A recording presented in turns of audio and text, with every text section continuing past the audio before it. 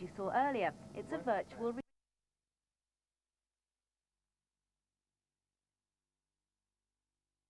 wonderful flying displays we've seen at Fairford this weekend. Well, while all that's been going on, the pilots have been filing through the Breitling marquee to try their hand at the Fighter Challenge. As you saw earlier, it's a virtual reality competition to find the world's top gun. Well, in the final, we had a Brit against an Italian, and it was the RAF which came out on top. So here we are, the winner and the gallant runner-up. Congratulations, first of all, to you, Mark. Was it a fair fight? Definitely, it's been run very well. The computer setup and the equipment they've got is fantastic, and it's made for a really good competition over the last couple of days. Went right to the wire as well, didn't it? It did, yes. Shocking second one for me. I thought I had it in the bag, but he came back and got me from nowhere, what I thought, and an excellent shot. How about you, Francesco? You're not too disappointed? Yeah, not too much, you know. Well, he's a friend, so everything goes like this. He got 2 valid shots, so he won. And, you know, coming from nowhere at the same time, it's a great day, yeah. C'est la vie, right? Okay, thank you very much. Well, from the Top Guns to one of the top air display teams here at Fairford, as the Royal International Air Tattoo 1997 draws to a close, we're off to join the Red Arrows.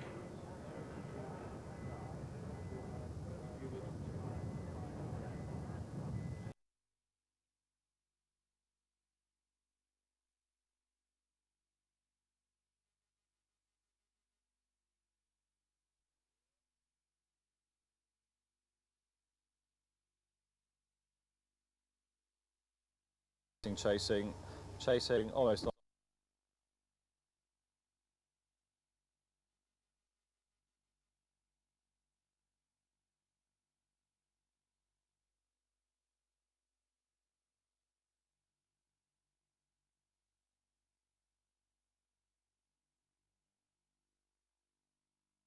They can put their feet up for a while, once they've found a parking space, of course. Well, 2 bits of excitement for pilots here today. 1, they're meeting the Duke of Kent, and 2, they're probably excited because they're taking part in a competition here at Fairford to find the world's top fighter pilot. Yes, it's bristling with technology, but happening not in the air, but down here in the ground. Was that the Duke of Kent? While many of the pilots at Fairford have been showing off their flying skills in the air, more than 100 Top Guns have been battling it out right here on the ground in a virtual reality world. Fighter pilots from more than 15 nations have been testing their mettle in the world's first computerized dogfight competition. The high-tech joystick controls the powerful jet engines and heat-seeking missiles, while the headset provides a 3D picture of the landscape. But is it more than just a glorified arcade game? It is a video game, but it's a bit more. I think the virtual reality headset gives you that extra freedom to virtually recreate real, flight-like conditions. So is it actually stretching the pilots, do you think? Yes, some of them. I mean, one side, obviously being a game, you don't get the G-forces, which actually can be very stressing. So if you're flying for 15 minutes, as some of the fights have done, you would be very tired physically. However, with the game, you just sat in an armchair, so there's an air of unreality there. Also, there's no weather in the system. We have no clouds for the guys to hide behind. So, yes, it is stretching, but not as good as the real thing. One pilot talked us through a combat manoeuvre. They're going to come back on the thrust then, still too close for the kill. Just got to get the nose down. Positions there, just weaving around. Okay, got the toe, got the diamond, the missile's in the air, says it. Going towards the aircraft, chasing, almost on him, and there's the explosion. As easy as that. We caught up with some of the pilots relaxing after battle to find out how they got on. I fancied my chances because I quite often fly in the simulator, but unfortunately I didn't expect to have to fight against an F-16 pilot, so I guess I drew the short straw. There's a lot less to worry about in the simulator, obviously. You don't have the G's to worry about. You don't have to worry about doing all the G-straining maneuvers so you don't pass out. And if you hit the ground in the simulator, it's no big deal.